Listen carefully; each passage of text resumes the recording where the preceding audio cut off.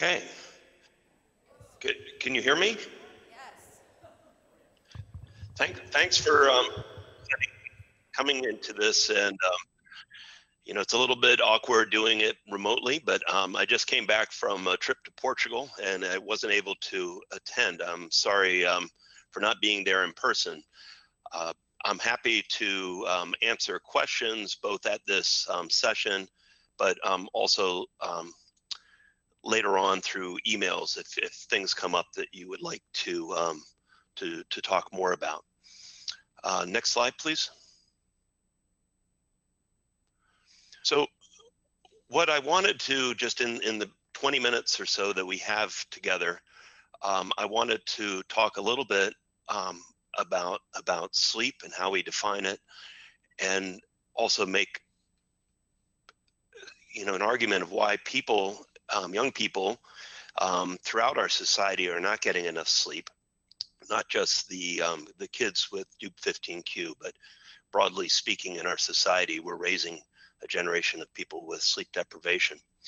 To understand how that's working, I also will introduce a little bit of the basics of circadian rhythms and how they're generated. And so with that background information, hopefully you can understand how living in the world we live in disrupts these rhythms and disrupts our sleep cycle. And finally, the part which I think you'll probably be most interested in is talking about some of the practical steps that we can do to restore our rhythms. These are general advice. I can't give specific advice for the DUP15Q patients and your kids, but we are working. We have a collaboration with Dr. Jeste at UCLA, and we're hoping to both be using animal models, but also patients to develop new treatment options to improve sleep. Okay, so that's what we're going to go through. Next slide, please. Right, so this slide I just stole from a textbook, but it's very nice to just basically illustrate the general features of sleep. How do we define sleep? And of course, we're all aware of the loss of consciousness, but there's also characteristic changes in our positioning, and also, which is critically important, is a reduced sensitivity to stimuli from the environment. So many of us have had the experience, if you're living in a city, maybe honking horns or car alarms that wake you up at night. And one of the things that is quite common with kids with neurodevelopmental disabilities in general is that there's an increase, continues to be sensitivity to noise and stuff at night in a way which is disturbs sleep.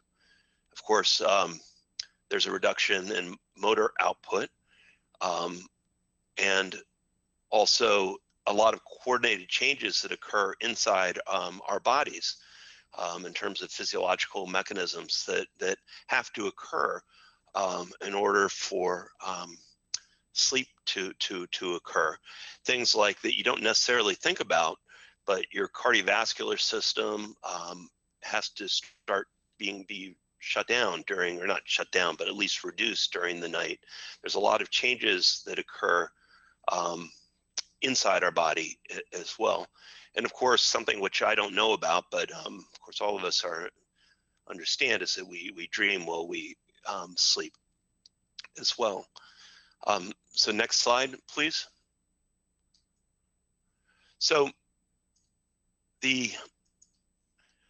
this came up as a question in one of the earlier sessions, and I just thought it would be useful to have, there are age-related changes in sleep that occur, and as Dr. Jeste mentioned before, there's a lot of individual variation about this, and I think all of us have this sense of for ourselves as to how much sleep that we need to feel rested and restored the next day. And for most of us, it turns out to be around 8 hours. Even those of us who sleep less as adults, when given the opportunity to sleep more, we would see improvements in performance that we can document in the lab.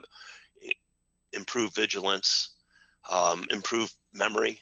So very real effects. So a lot of us don't get enough sleep, and I fall into that category as well. But the question came up in terms of, well, what about what's the average, okay, in terms of different ages? And I think you can see on the screen, you can look at the different ages.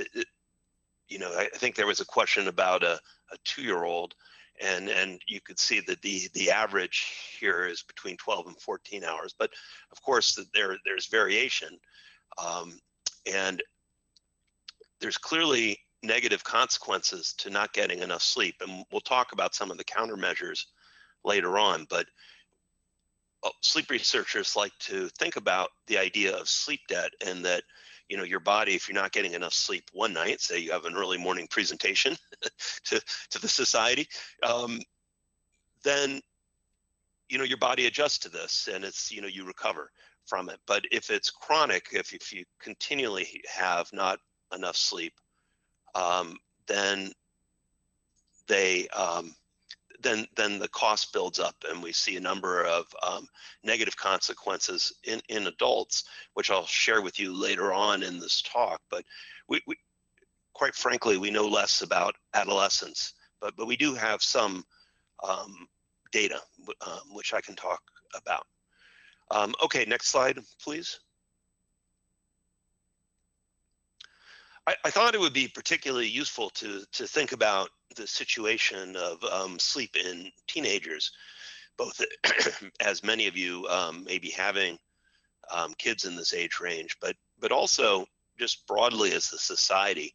You know, I like to bring up and start with this quote from Ben Franklin, talking about the sort of moral benefits, I guess, of going to bed early and waking up early. But one of the things that we've come to appreciate is that this advice, well, may be fine for adults, is not the case for younger people. And adolescence is a particularly interesting group, because if you look at the midpoint of sleep for adolescents, just for typically developing adolescents, the point of their middle of their sleep is usually between 5 and 5:30 in the morning, meaning that a natural pattern for a teenager to get 8 hours of sleep would be going to bed at 12 or 1 and waking up then, you know, maybe between 8 and 9 in the morning. And what consistently across the US, and in fact across the developed world, is we start school early, between 7 and 8 in the morning. I know in my daughter's cases, their schools had started at 7, and so we were always getting up at 6. And I realized, I mean, of course, it was very hard for them to get up, and if you look at the data, well, that's actually just about a half an hour from the middle of their normal sleep pattern. So given that, it's not surprising that if you look, and this is data from the United States, but it's true all over the world, that a majority of teenagers complain about it, not getting enough sleep, being tired during the day, and actually having sleep episodes during the day.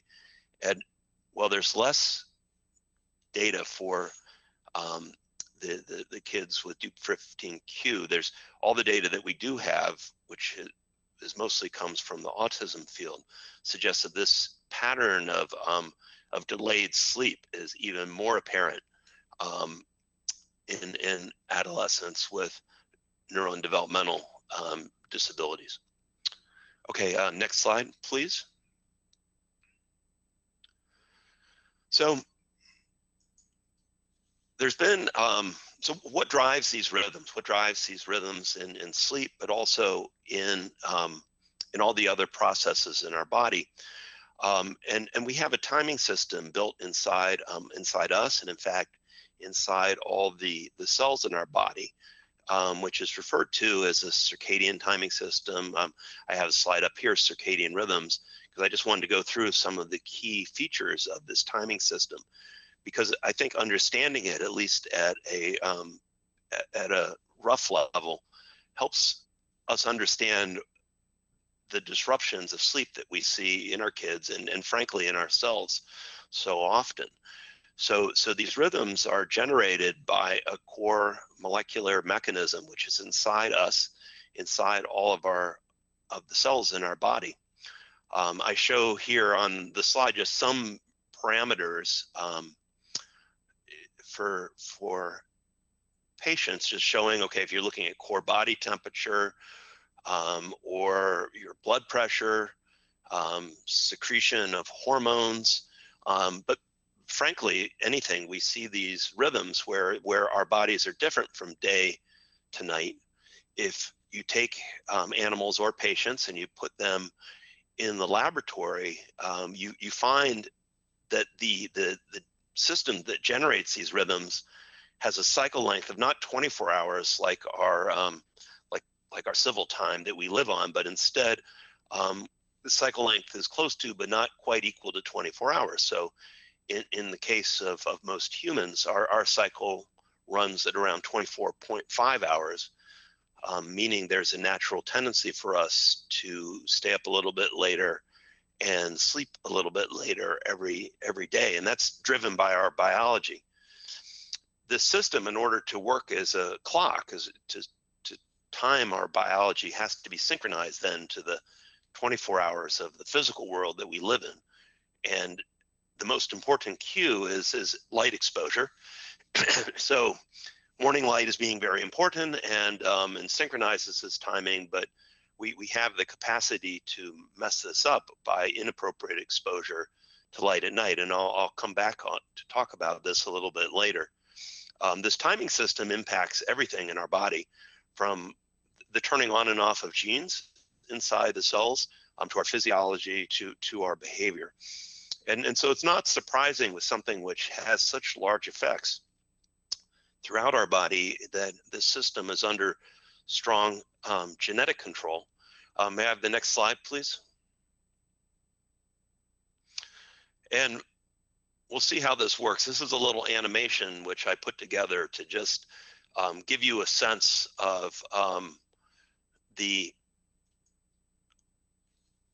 core molecular mechanisms by which the system is generated. And I realize for a general talk it may be it may be a little bit painful, but I'm hoping that I've distilled thousands and thousands of papers into one cartoon, so I hope to be able to go through it with you just briefly here. So in this cartoon we have an inner circle which represents the nucleus of the cells, and then the cytoplasm. And at the beginning of the cycle, transcription of a core set of genes is turned on.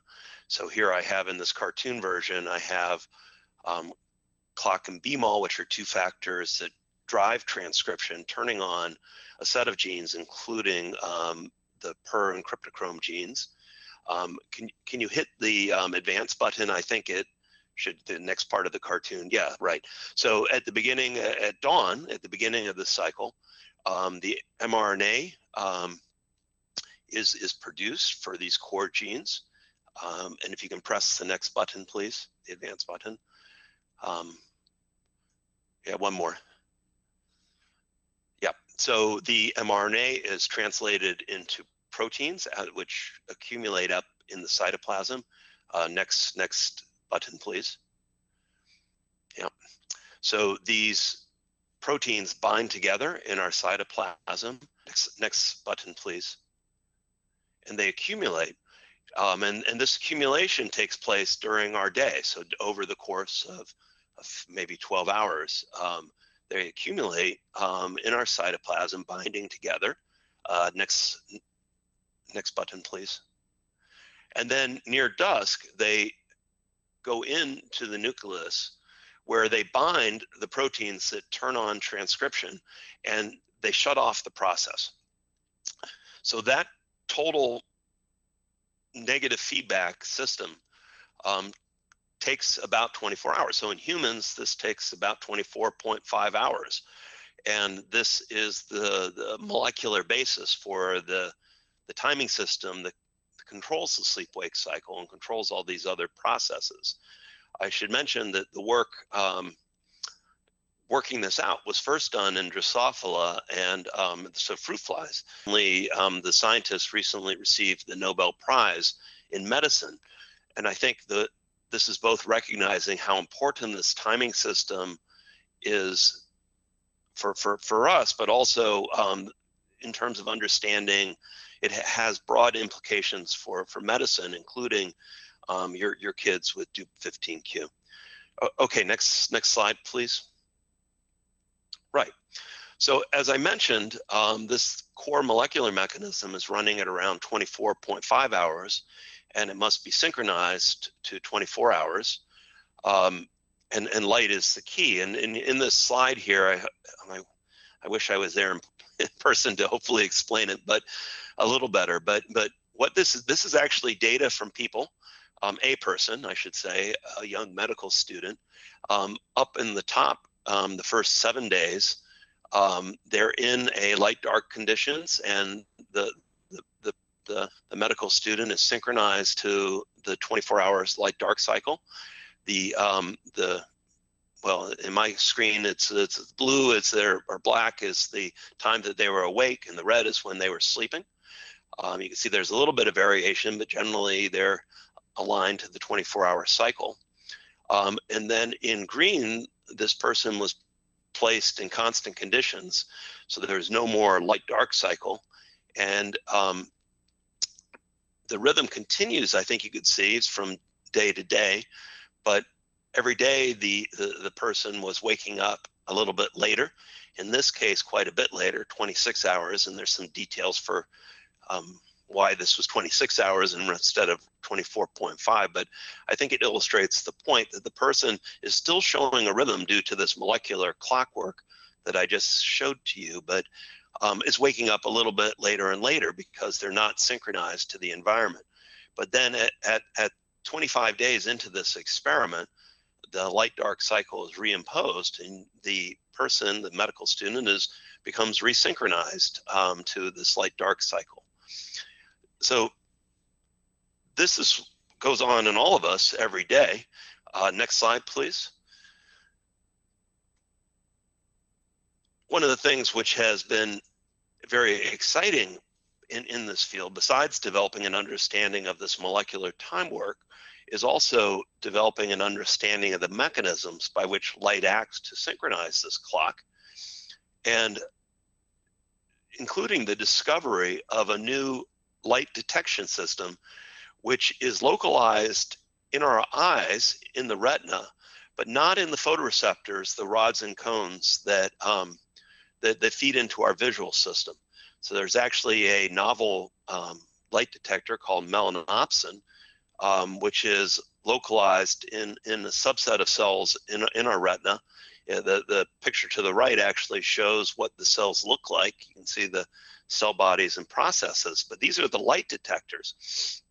And there's a lot of interesting features about that, but the one which I want to emphasize today is that this photoreceptor is sensitive to blue-green wavelength light, which I've sort of shown down in the bottom right-hand slide, the wavelengths that we're sensitive to. This turns out to be a critical feature that we've not yet fully come to appreciate in our society, but this timing system that needs to be synchronized is set up perfectly to synchronize to sunlight. Okay, dawn, dusk, it gives a lot of blue wavelength light. On the other hand, fluorescent lighting, where many of us spend our days, generates very little of this blue wavelength light. And as a natural consequence of this, if you're spending your days under blue wavelength fluorescent lighting, under fluorescent lighting, which does not activate this system, your core biological system, which is responsible for timing everything in your body, is thinking that you're in nighttime. And this is particularly important, I think, in thinking about school-age kids, which are almost uniformly under fluorescent lighting during their day. And I'll talk more about that in a minute. Okay, next slide, please. Oh, I'm sorry, that shows the blue wavelength light. Some of the animation I don't have. Yeah. Anyway, next slide. Right. So we know a lot about the core physiology underlying this timing system. This is what I've devoted my life's work to, and is probably not very relevant for our talk today, but I do want to emphasize that we do understand the parts of the brain that are responsible for these rhythms, and the central clock is localized in a part of our brain known as the hypothalamus, and particularly there's a region called the suprachiasmatic nucleus, which receives the light information, and these cells are responsible for generating the behavioral rhythms, which impact the rest of the body. Next slide, please. And one of the things, another thing that we've discovered recently over the last couple of decades is that these molecular clockwork are found in all the tissues in our body. And so even though we have a central clock in our brain in the suprachiasmatic nucleus, and that's the only part that gets the light information to it, the cells there have to generate signals that synchronize molecular clocks that are found in our heart, in our lungs, our liver, the islets and the pancreas that secrete insulin throughout our body. So when you disrupt your central clock due to inappropriate lighting or eating at the wrong times of day, it's not just the brain which is altered, but in fact, your whole body feels disrupted. And so, for example, I just came back from Portugal, and I'm experiencing the feeling of jet lag. I think most of us have had this experience. Well, that's what it feels like to have your central clock in the brain being out of synchrony with the rest of the body. Luckily, this when you travel, this resets within a few days. But many people in our society, including those with neurodevelopmental disabilities, are chronically disrupted in terms of their timing and are basically, for lack of a better descriptor, just are experiencing jet lag continuously.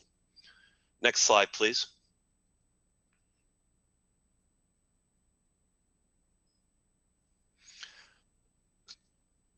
So what are some of the key points? And then I'll talk about symptoms and countermeasures.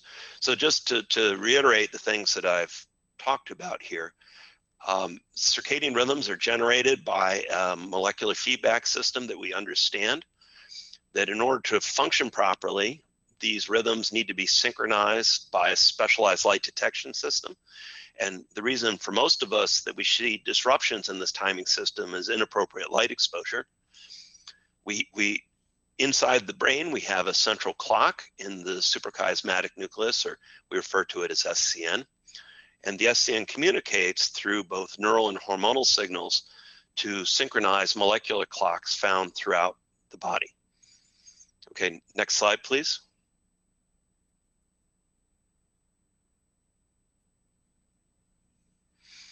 So what are the symptoms of having a disrupted circadian timing system?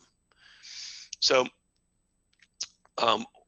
one of which is that we've been very interested in my own lab in understanding is cognitive dysfunction, particularly memory problems. And it shouldn't be surprising as there's regions in the brain, like in the hippocampus, that are strongly involved in memory formation that become disrupted. They have their own molecular clock, and they become disrupted when you disrupt the sleep-wake cycle. For those that are sensitive to it, it's also a trigger for affective disorders, mood disorders, which is, I'm in the Department of Psychiatry, and so there's a lot of interest in this.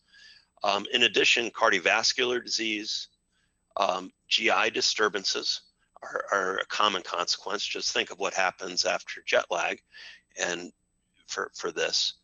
Metabolic dysfunction, remember I mentioned that the islets in our pancreas have their own molecular clock. Their ability to secrete insulin appropriately is disrupted very fast. So in fact, I could make a person look like they have type 2 diabetes within about 5 days of disruption of the sleep-wake cycle. And increased risk for certain cancers that luckily this takes a long time to occur, is not something that occurs quickly. Okay, next slide, please. So what are the things we can do about it? And I know that I'm running slower, I guess, than I thought. So this will be my last slide, and I'll take questions. But I think it's really important to understand, because whether you're dealing, whether you're trying to help your child, or just for ourselves, the set of advice is general. Okay, these are all practical things that we can be doing. So the most important thing that we see is the importance of having exposure to a robust light dark cycle with both sunlight or LEDs that activate these blue-green wavelengths during the day, and avoiding the things at night. Many of us spend our night looking at iPads and computers, which are emitting light in the blue-green wavelengths. Okay, so in addition, we should be restricting our eating and exercise to the daytime. And we have a lot of studies right now in animal models anyway, which have shown very convincingly that the timing of eating can be a very powerful factor, which it can improve the sleep-wake cycle if you do it appropriately, but also inappropriate eating can disrupt the sleep-wake cycle. So these are key factors. So during the night you want to avoid the blue-green wavelengths. So turn off those games and tablets, as tempting as they may be, to avoid the nighttime eating. And even though exercise in general is very beneficial, it will disrupt your sleep-wake cycle. And of course, on a practical level, and this is what's hard for me, is to restrict the intake of stimulants. I'm addicted to coffee, and I've really had to force myself to avoid the caffeine in the afternoon. Now, could you advance to slide 17, please? So, yeah, this one, please. Thank you. I'm sorry. There's one more thing I wanted to mention. Okay, because we had one of the parents was talking about, if your kid is not getting enough sleep, what can you do about it? So those features that I just talked about, controlling lighting, controlling food and exercise, are all things that should help expand the sleep. But there are times when all of us don't get enough sleep, and there's good data in people that short naps in the afternoon will really help a lot with this. Short is critical, usually after lunch, and by short I mean 45 minutes or less. If you sleep longer than this, it has the tendency, when your body moves into the deep sleep stages, it makes it's harder to wake up, first off, but then in addition, it can disrupt the sleep the next night. So a long nap can actually lead to insomnia. And so we love naps. We think they're really important, especially for kids that aren't getting enough sleep. But it is also important to resist the temptation of making them long. Next and final slide, please. I just wanted to close with, I frequently find that my research has led me to rediscover things that were known by our grandparents. And I just wanted to close with this, that even, the Greek philosophers were already aware of the importance of these internal timing systems. And so this is not necessarily new information. The new information is the mechanistic underpinnings of the importance of getting a good night's sleep and what we can do about it. Thank you for your attention.